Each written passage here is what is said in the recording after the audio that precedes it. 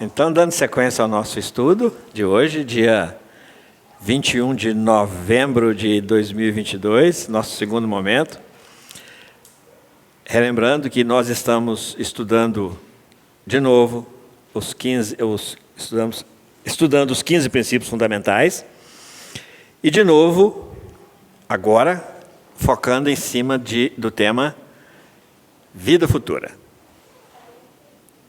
Então, na sequência, nós estamos hoje fazendo a correlação entre os 15 princípios fundamentais, os outros 14 princípios fundamentais, com o tema vida futura, que é o nosso tema em foco. Então, dentro dessa correlação, nós tivemos no primeiro momento a abordagem sobre evolução, sobre livre-arbítrio, reencarnação, lei de causa e efeito, imortalidade da alma e plano espiritual. A gente chamou esses aí para conversar com esse tema novo, que é esse tema que a gente está estudando, que é a vida futura. E vamos nessa sequência, fiquem inteiramente à vontade para poderem participar, vamos nessa sequência trazer a continuidade desse envolvimento dos outros princípios fundamentais. Aquele que é a inteligência suprema e a causa primária de todas as coisas, que é Deus, que rege tudo isso, todo o funcionamento, toda a aplicação da legislação sobre a vida no planeta, por intermédio das suas leis divinas. Então, nesse processo de construção de uma vida futura, que é de responsabilidade de cada um de nós precisamos de compreender que nós transitamos em dois campos completamente distintos, que é o campo espiritual e o campo material. E que Deus está acima disso tudo e é o Criador disso tudo. Deus criou os espíritos e Deus criou a matéria. E para a gente estabelecer um caminho mais seguro para a gente entrar nesse processo de construção de uma melhor qualidade de vida futura, nós precisamos de entender que essa relação aqui de Deus com o espírito e de Deus com a matéria obedece a leis divinas. E que a nossa grande dificuldade tem sido em identificar essa regulamentação exercida pelas leis divinas sobre nós, e que muitas vezes a gente não identifica, embora elas estejam escritas na nossa consciência, conforme está lá escrito na questão 621 do Livro dos Espíritos, mas elas estão na nossa consciência, mas a gente ainda não focou nelas, a gente ainda está meio indiferente a elas. E ainda não, porque o nosso foco não é nelas. O nosso foco ainda está muito mais voltado para as questões materiais da vida. Aí Jesus, quando fala que não ajunteis tesouros na terra, ele está falando exatamente para que a gente não canalize as nossas energias só para o lado material. Porque nós estamos pegando uma contramão nesse processo evolutivo. Porque estamos entrando na contramão da nossa essência, porque a nossa essência é espiritual. E que o que vai nos constituir para uma melhor qualidade de vida futura, o que vai constituir a base dessa vida futura são os valores espirituais. Porque nós vamos retornar ao plano espiritual e lá nós vamos nos sentir em casa completamente identificados com a nossa própria consciência. Então, a gente, ao retornar ao plano espiritual, nós resgatamos isso, esse embotamento exercido sobre nós pelo corpo físico, pela matéria, ele vai se relaxando e nós vamos assumindo gradativamente, na proporção em que vamos nos readaptando no plano espiritual, nós vamos assumindo a nossa identidade com os nossos valores espirituais. E isso desperta uma sensibilidade nova em nós, que nos faz sentir necessidade do que não sentíamos aqui, e que nos faz revalorizar toda a vida, redimensionar toda a vida, todos os processos de vida, porque aí se se descortina para nós uma outra vida, na verdade, à luz de um entendimento novo, livre dessa influência material. Da mesma forma que aqui também prevalecem as leis divinas atuando sobre o lado material da vida. Entender isso é fundamental, porque aí nós começamos a buscar a aplicabilidade das leis divinas na nossa relação com a matéria. Porque essa é de mão dupla, né? Nós atuamos sobre a matéria e a matéria influencia a todos nós também. Quando nós conseguimos identificar essas leis divinas nesse comando e conseguimos trazer essas leis divinas para essa relação aqui, essas leis precisam de ser trazidas por nós para orientar essa nossa relação com a matéria e a relação da matéria conosco. De tal forma que a gente utilize essa matéria para construir uma melhor qualidade de vida futura. Utilize. E viva de tal forma a não permitir que essa matéria comece a dominar os interesses e o foco total da gente. Isso aí, quando nós fazemos isso, aí nós já começamos a contrariar as leis divinas, já começamos a contrariar o primeiro mandamento. Qual que é? Amar a Deus sobre todas as coisas. E aí vem Jesus, um milênio depois, e completa.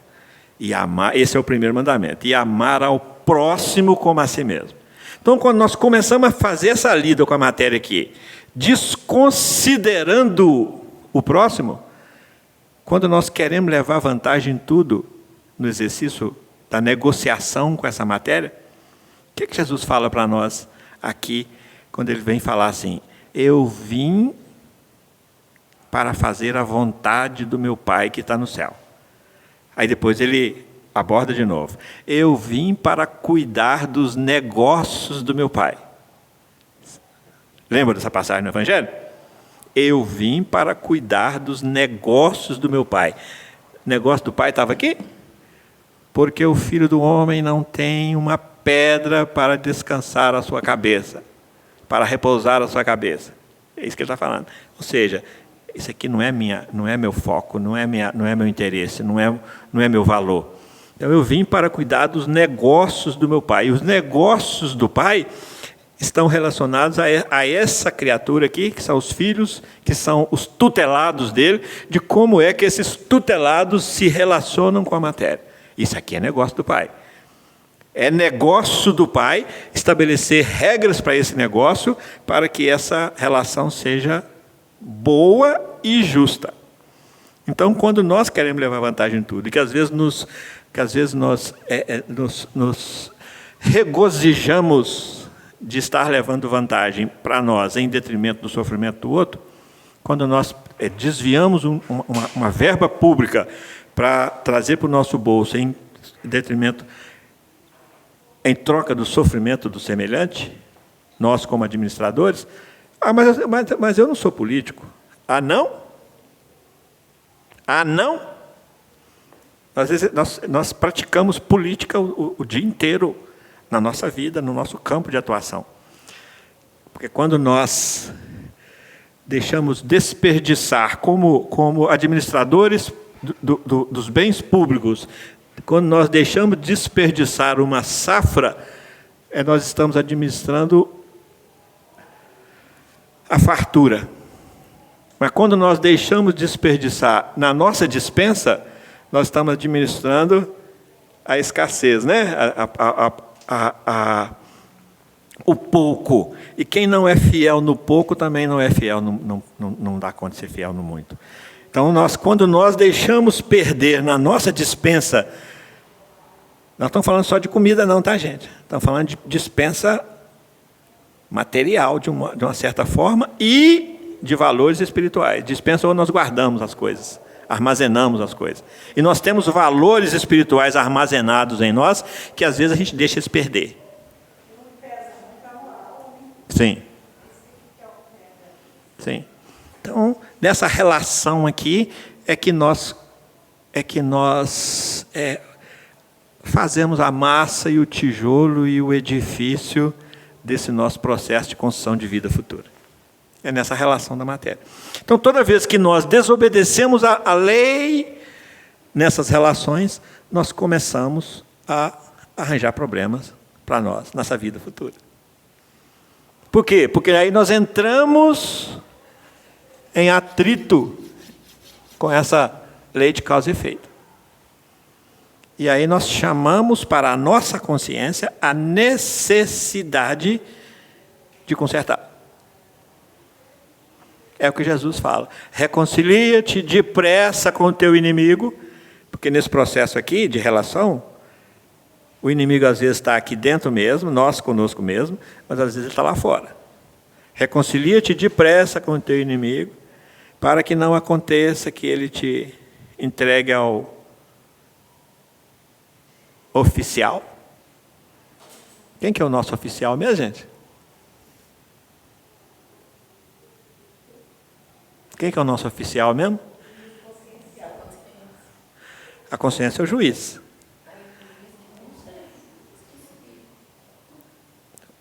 Hã?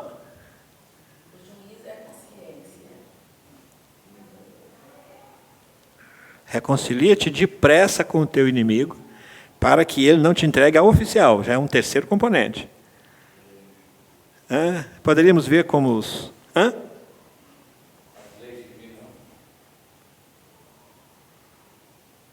Vocês acham que é a lei divina? Ou está um pouco mais antes, que são as circunstâncias da vida que te submetem a essas circunstâncias, a essas situações mais complicadas? São as circunstâncias te intimando a assumir posturas diferentes ou assumir as próprias responsabilidades, que te entrega ao oficial, que te entregará ao juiz. Aí já chegamos na consciência. Que te trancafiará numa prisão. Não é só a prisão do corpo, não. Porque enquanto nós estivermos devendo a lei, ou seja, devendo não, em desarmonia com a lei, nós estaremos passíveis de a prisão do corpo físico. É um ângulo. Mas também a prisão consciencial. E que não sairá dali enquanto não pagardes o último ceitil. Só tem um jeito da gente se vacinar contra isso. Só um jeito. Seguir as leis divinas nos nossos negócios de vida. Jesus, quando fala assim, eu vim para cuidar dos negócios do meu Pai. Eu vim para potencializar, para regulamentar, para regularizar, para cumprir, para vivenciar, para exemplificar essas relações aqui. E ele veio e exemplificou cumpriu todas as leis. Aí no finzinho, ele exemplificou a última para gritar para nós que nós somos imortais. Quando ele reaparece. Ele é crucificado, morto e sepultado, como diz o credo, né? Foi crucificado, morto e sepultado. Ele é crucificado, morto e sepultado, como diz o nosso credo católico. Mas, de repente, ei-lo. A mais importante notícia que alguém possa ter trazido para o mundo veio pela boca de Madalena, que vai lá, encontra com ele, volta e conta para nós. O Mestre vive. Ele está vivo. É o grito de imortalidade que Jesus dá para nós, falando para nós que nós somos imortais. E que ele já estava no plano espiritual, mas que ele vivia. Tinha uma vida além da cruz. Tem uma vida além do túmulo.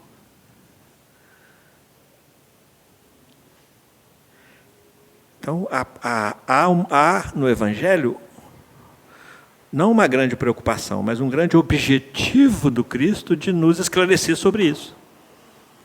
Em todas as falas dele, ele acena para o futuro. Sempre para o futuro. Todos os ensinamentos dele, ele nos preparando para o futuro. E no final da missão dele, ele vem nos mostrar a vida futura. Que a vida continua. Que ninguém morre. Que a gente não morre. Porque ele é o caminho. Nós vamos passar por onde ele está passando. Ele é a verdade. O que ele ensina, o que ele exemplifica, é para atestar a verdade. Ele é a vida. Que vida?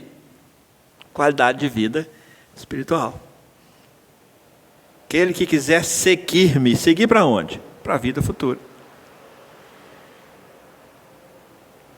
Alguma pergunta? Alguém quer falar? Tranquilo? E Jesus?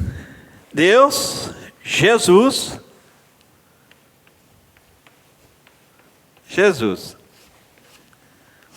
é o grande mestre. Qual que é a diferença entre mestre e professor? Que o professor ensina. E o mestre ensina e pratica, vivencia. Então Jesus é o grande mestre. Mestre dos mestres.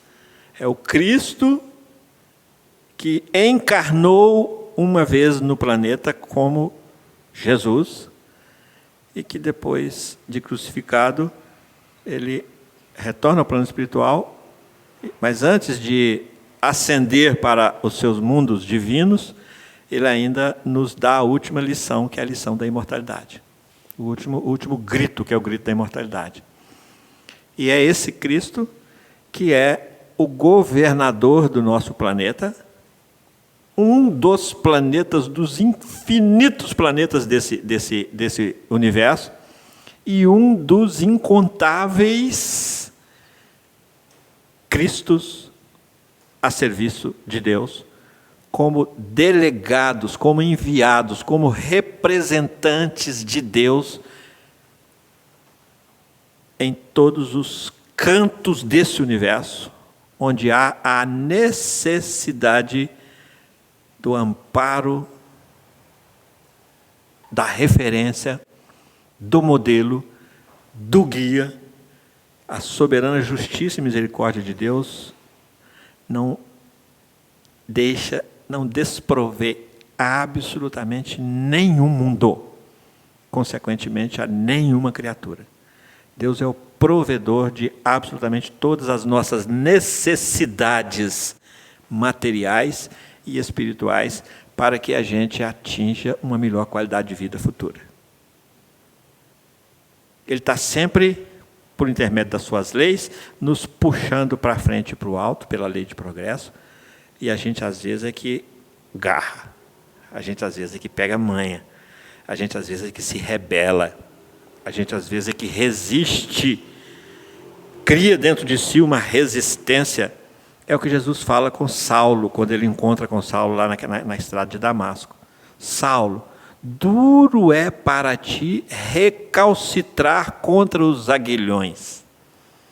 Tem sido duro para nós, Saulos, recalcitrar, resistir todos os comandos incentivadores que o Pai disponibiliza para nós. Aguilhões são esses comandos, esses recursos, e que muitas vezes são até doídos.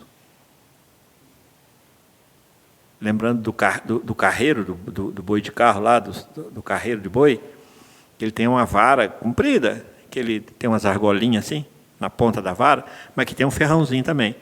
E que, ao sacudir aquelas argolas, ele adestra, ele gera comandos nos bois, para que, de acordo com o som, ou de acordo com onde é que ele toca no boi com aquela vara comprida, o boi responde de alguma forma a produzir trabalho e a se orientar no rumo certo. Aquela vara do boi carreiro chama-se aguilhada. Então, quando Jesus fala assim, duro é para ti recalcitrar. Recalcitrar quer dizer resistir contra os aguilhões. Quais são os aguilhões que a gente pode enumerar na nossa vida, nos orientar para o rumo certo e para o senso de utilidade na vida? Kardec pergunta assim, por trabalho só devemos entender as ocupações materiais, físicas? E os Espíritos respondem, trabalho é toda e qualquer ocupação útil. Os aguilhões do Pai nos coloca, nos impulsiona para o direcionamento, para o senso de utilidade, trabalho, para que a gente se sinta merecedor, para que a gente se sinta conquistador dessa vida futura. Aí a gente vira sujeito da própria história de verdade, porque até então a gente é meio que feito de conta, né? Então, quando às vezes o boi não atende, aí tem um ferrãozinho na ponta daquela vara. Aí aquele ferrãozinho é levado no couro do boi. Como é que chama esse ferrãozinho na nossa vida? Dor. Isso gera dor. Cada um tem um aguilhão diferente segundo a sua necessidade. Mas a dor é a mesma para todos. Pelo menos em objetivo. Ela objetiva para todos o endireitamento e não a geração de nenhum sofrimento. A dor é necessária, mas o sofrimento é opcional. Porque dependendo da forma como a gente se submete à dor, o sofrimento é menor. Quando é com resignação, com obediência, com inteligência, porque o que hoje o Espiritismo nos fala? Não fuja da dor, aprenda a aprender com ela. E principalmente, porque se você não aprender com ela, ela vai voltar. Você só tem um jeito de ficar livre dela, porque ela está aqui é para você aprender. Se você não aprender, ela terá que reincidir até que você aprenda. Se você aprender da primeira vez, não tem mais dor. Porque o objetivo dela é ser educacional. Educação é o conjunto dos hábitos adquiridos. A dor surge para que você, isso é o Espiritismo falando para nós, a dor surge é para que você desenvolva hábitos novos na sua vida e reveja os seus hábitos e abra mão deles, daqueles que você sentir que não presta. Educação é a arte de formar caracteres, está na questão 685 do Livro dos Espíritos. A dor existe é para que você reveja os caracteres que formam, que modelam o seu caráter. Então, reveja os seus caracteres, porque senão a dor vai voltar, porque ela veio só para que você reveja. Ela não veio para te fazer sofrer, para te castigar por isso, não. Ela só quer, porque esse é o último recurso que está sendo usado como aguilhão para que você acorde, escute, se sensibilize. É isso que o Espiritismo fala para nós. Sim, Marília?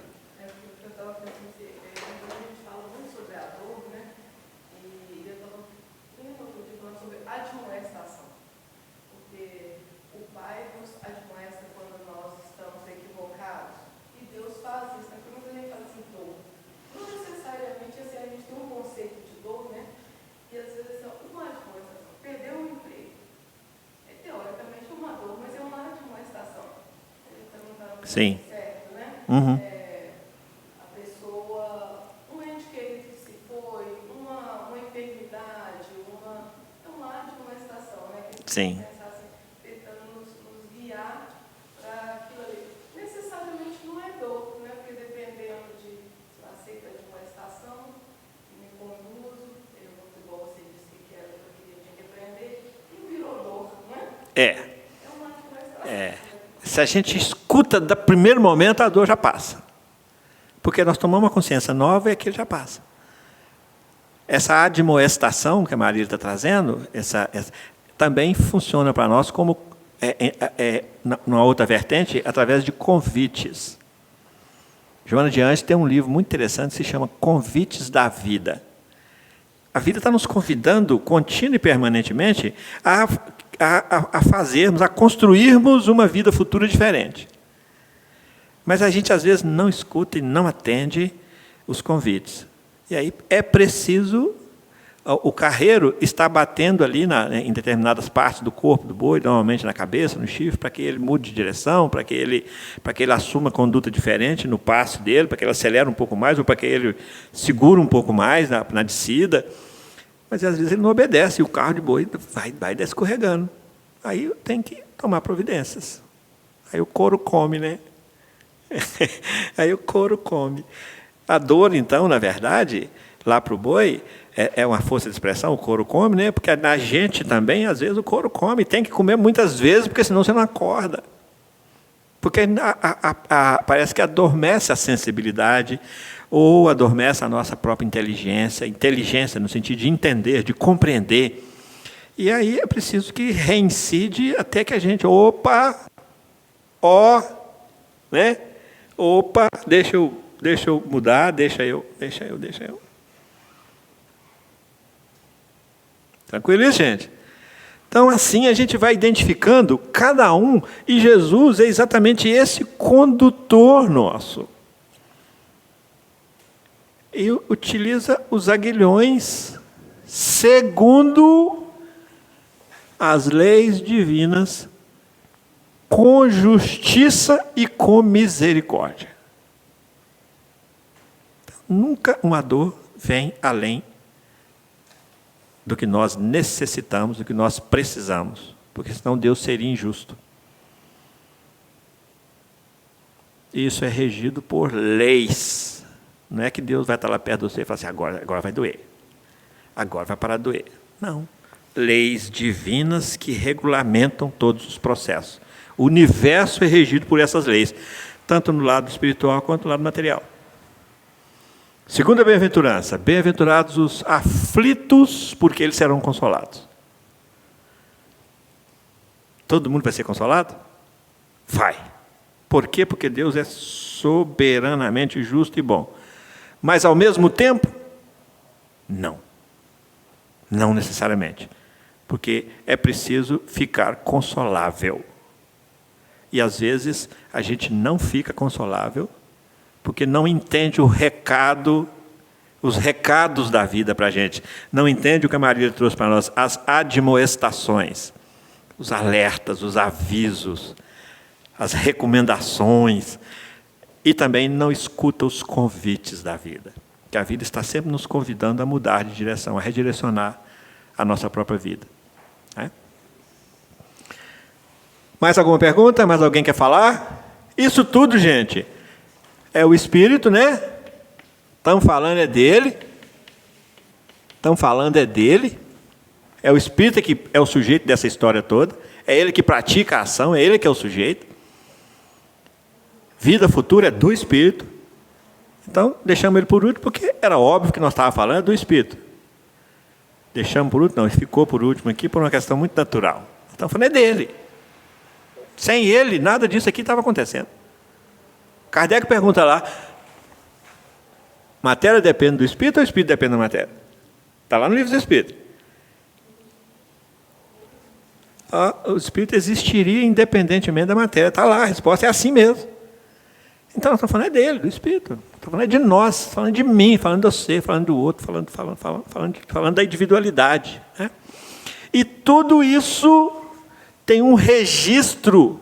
A nossa vida futura, nós vamos chegar lá levando o nosso retrato, o nosso arquivo, vamos chamar assim, né? Como é que chama esse trem aí, na informática? Memória. A nossa memória, né? Memória, na informática é memória, né? HD. Então, o nosso perispírito é o nosso HD. Ali está gravado toda a nossa trajetória.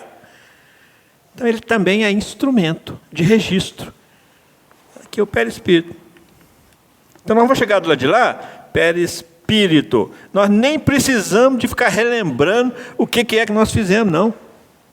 Porque vai estar na nossa consciência, refletindo no nosso perispírito.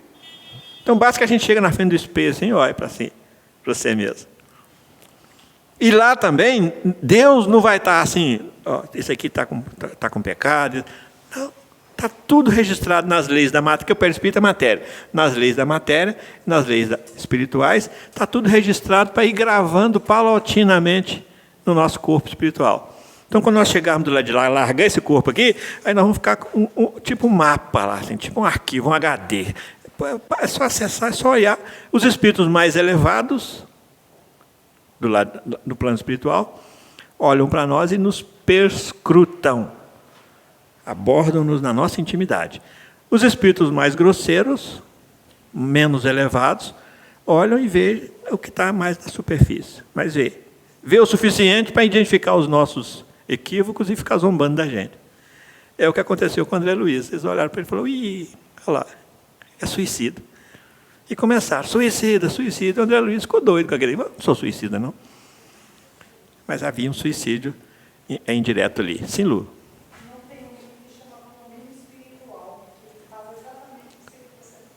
Como é que chama o livro? Condomínio espiritual?